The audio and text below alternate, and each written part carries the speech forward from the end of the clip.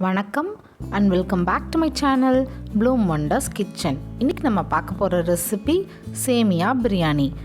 காய்கறிகளை சேர்த்து சேமியாவில் பிரியாணி எப்படி செய்யலான்னு பார்க்கலாம் வாங்க. ஃபஸ்ட்டு ஒரு கடாயில் ஒரு ஸ்பூன் நெய் சேர்த்துக்கோங்க.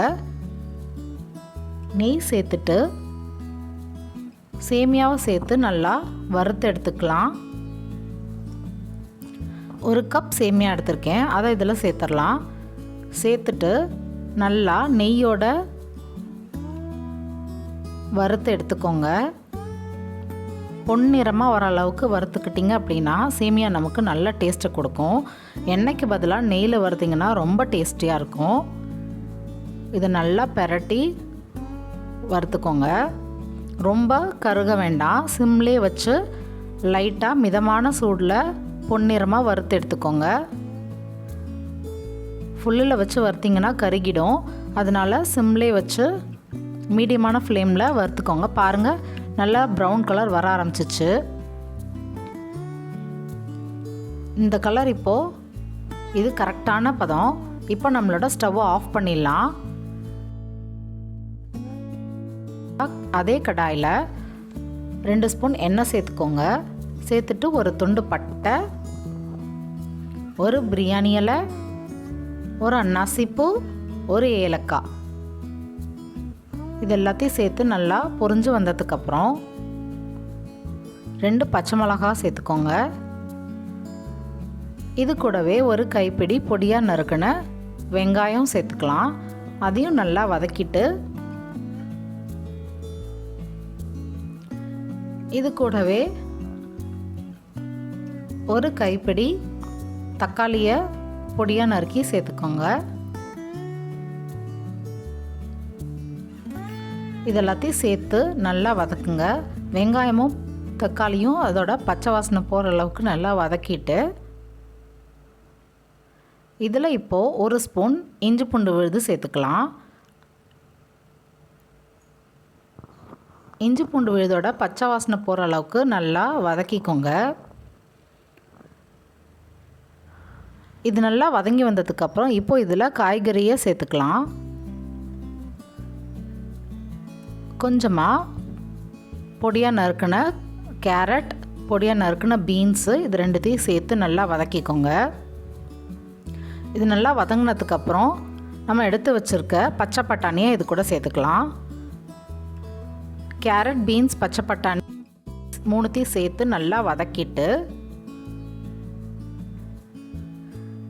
இதில் ஒரு 1/4 டீஸ்பூன் மஞ்சத்தூள், 1/4 டீஸ்பூன் கரம் மசாலா, ஒரு 1/4 டீஸ்பூன் மிளகாய்த்தூள், இதுக்கு தேவையான உப்பு, இதெல்லாத்தையும் சேர்த்து நல்லா வதக்கிக்கோங்க. நான் 1/4 டீஸ்பூன் மட்டும்தான் மிளகாய்த்தூள் சேர்த்துருக்கேன், ஏன்னா ஆல்ரெடி நம்ம 2 பச்சை மிளகாய் சேர்த்துருக்கோம். அதனால் உங்களோட காரத்துக்கு தகுந்த மாதிரி நீங்கள் ஆட் பண்ணிக்கோங்க. இதெல்லாத்தையும் சேர்த்து நல்லா வதக்கிட்டு நம்ம ஆட் பண்ண மசாலாவோட பச்சை வாசனை போகிற அளவுக்கு வதக்கிக்கோங்க. இப்போ இந்த காய் வேகிறதுக்கு கொஞ்சமாக தண்ணி சேர்த்துக்கலாம். இந்த தண்ணியை சேர்த்துட்டு நம்ம ஒரு மூடி போட்டு 3 மினிட்ஸ் நல்லா குக் பண்ணிக்கோங்க. அது ஒரு பக்கம் காய் வேகட்டும். இன்னும் ஒரு கடாயில் கொஞ்சமாக தண்ணி எடுத்துக்கோங்க. அந்த தண்ணி நல்லா பாய்லிங் கண்டிஷன் வந்ததுக்கப்புறம் நம்ம வறுத்து வச்ச சேமியாவை இதில் சேர்த்துக்கலாம்.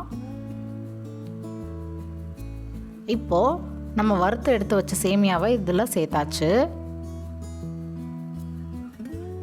நம்மளோட சேமியா வேகிறதுக்கு கொஞ்சமாக இதில் உப்பு சேர்த்துக்கோங்க. இதை நல்லா மிக்ஸ் பண்ணி விட்டுட்டு சேமியாவில் உப்பு இறங்குறதுக்காக 1 ஸ்பூன் உப்பு சேர்த்துக்கிறேன். சேர்த்துட்டு நல்லா மிக்ஸ் பண்ணி விடுங்க. ரொம்ப வேக வைக்க வேண்டாம். கரெக்டாக 2 to 3 மினிட்ஸில் இதை ஆஃப் பண்ணிவிடுங்க, இல்லைனா நமக்கு சேமியா குழஞ்சிரும். இப்போ இது நல்லா கரெக்டான பதத்துக்கு வெந்துருச்சு. இப்போ நம்ம ஸ்டவ்வை ஆஃப் பண்ணிடலாம். வெந்த சேமியாவை நம்ம வடிகட்டி எடுத்துக்கலாம். நம்மளோட சேமியா இப்போது வடிகட்டியாச்சு. பாருங்கள், நல்லா தண்ணி ஒரு சொட்டு கூட இல்லாமல் நல்லா வடிகட்டிக்கோங்க. வடித்து எடுத்த சேமியா ஒரு பக்கம் எடுத்து வச்சுட்டு நம்மளோட காய் இப்போது எந்த அளவுக்கு வெந்திருக்குன்னு பார்க்கலாம். நம்மளோட பீன்ஸ், கேரட், பட்டாணி எல்லாம் நல்லா வெந்து வந்துருச்சு. இதில் இப்போ நம்ம வடித்து எடுத்து வச்ச சேமியாவை சேர்த்து நல்லா மிக்ஸ் பண்ணிக்கலாம்.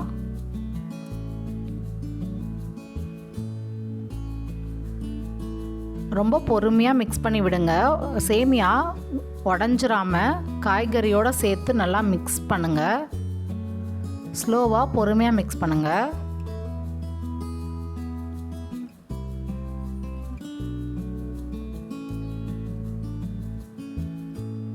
காயோட மசாலா நம்மளோட சேமியாவோட எல்லா பக்கமும் மிக்ஸ் ஆனதுக்கப்புறம் இதை நம்ம ஒரு மூடி போட்டு 3 மினிட்ஸ் மட்டும் குக் பண்ணிக்கலாம். அப்போ தான் நமக்கு அந்த சேமியா ஒட்டாமல் தனித்தனியாக பிரிஞ்சு வரும். இப்போ இதில் கொஞ்சமாக கொத்தமல்லி தழை தூவி ஒரு மிக்ஸ் பண்ணிக்கலாம். கொத்தமல்லி தழை தூவினதுக்கப்புறம் ஒரு லிட்டு போட்டு 3-5 மினிட்ஸ் சிம்லே அப்படியே விட்டுருங்க. இப்போ நம்மளோட சேமியா உதிரி உதிரியாக கிடச்சாச்சு. இப்போ நம்ம சர்வ் பண்ணிட வேண்டியதான். ஒரு பவுலில் நம்ம சேமியாவை எடுத்து சர்வ் பண்ணிடலாம். பாருங்கள் எப்படி உதிரி உதிரியாக நம்மளோட சேமியா பிரியாணி ரெடி ஆயிடுச்சு. ஒரு டைம் இந்த சேமியா பிரியாணி உங்கள் வீட்டில் ட்ரை பண்ணுங்கள் ஃப்ரெண்ட்ஸ்.